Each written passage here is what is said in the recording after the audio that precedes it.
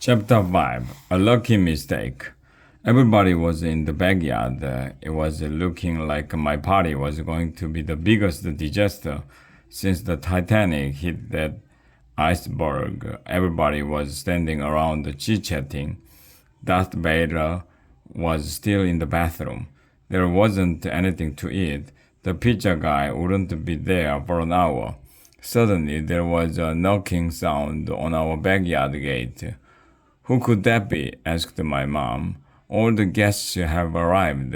Maybe the pizza guy is here early, said my dad. But it wasn't the pizza guy. My mom and I opened the gate, and a guy was standing there. He had a painted white face, frizzy red hair, and a red nose, giant shoes, and a silly costume with red polka dots all over it. He was carrying a big sack. It was a clown.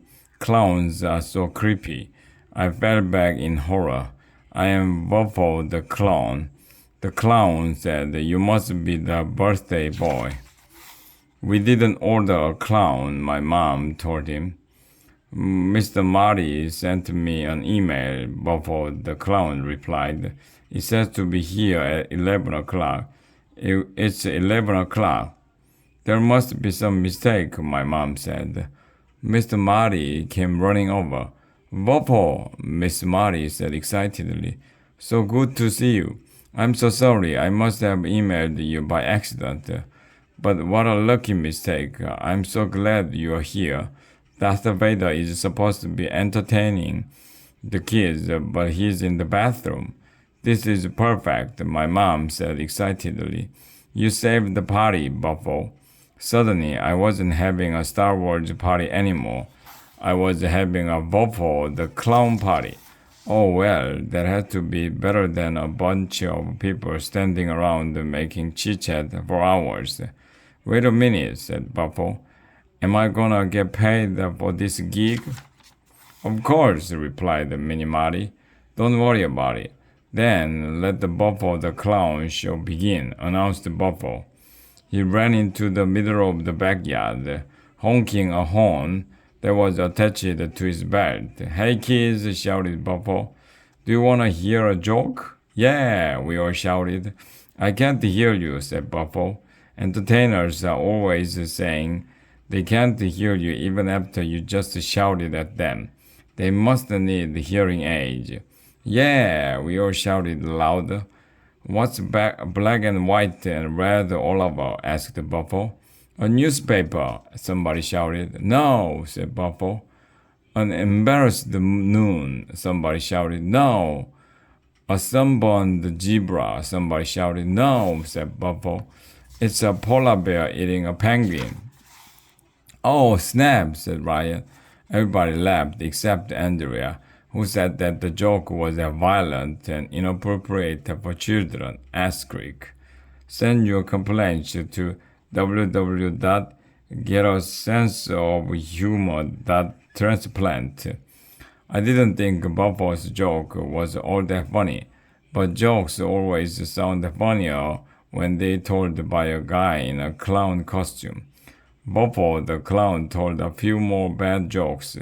Then he juggled balls, played kazoo, sang some silly songs, and made balloon animals for all of us. He was actually pretty entertaining, and he didn't even murder anybody. As far as I know, maybe I should rethink my opinion of clowns. Hey, Buffalo the clown is cool, said Ryan. Great party, dude, Alexia told me. While Buffalo was making a giant balloon head for Andrea, there was a knock on the gate. That must be the pizza guy, Neil shouted. Yay, yelled Michael. I'm starved.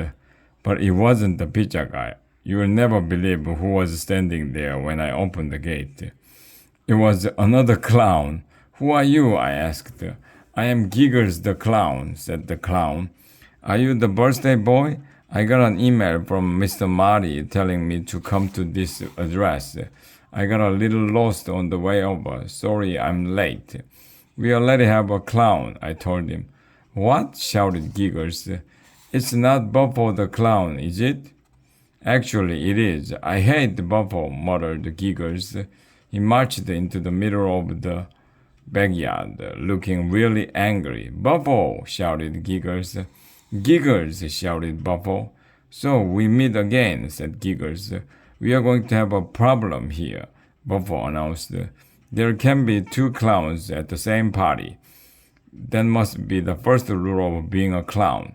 We didn't invite any clowns, said my dad, but Bubble and Giggles weren't paying attention. They just glared at each other like two wild animals in the jungle. I told you to stay out of my territory, Giggles, said Buffalo. This is my party, and this is the second time this month you tried to steal my gig. It's my gig, replied Giggles. Mine, mine. They went on like that for a while. That's when the weirdest thing in the history of the world happened. Giggles tried to punch Buffalo, but he missed and fell on the ground. It was actually pretty funny. Everybody laughed. Then Giggles got up and squirted Buffalo in the face with a fake flower. Oh, I get it, said my grandma. They do a comedy clown act. How charming. It's adorable, said my mom. That's what we all thought, but then Buffalo took a swing at Giggles and socked him hard, right in the jaw. Giggles staggered backward, holding his mouth. Then he charged at Buffalo and wrestled him to the ground. Clown fight, shouted Michael. Giggles and Buffalo started rolling around on the grass, shouting and grabbing each other. I don't approve of this violence, said Andrea. What do you have against the violence? I asked her. Not violence, Arla, violence.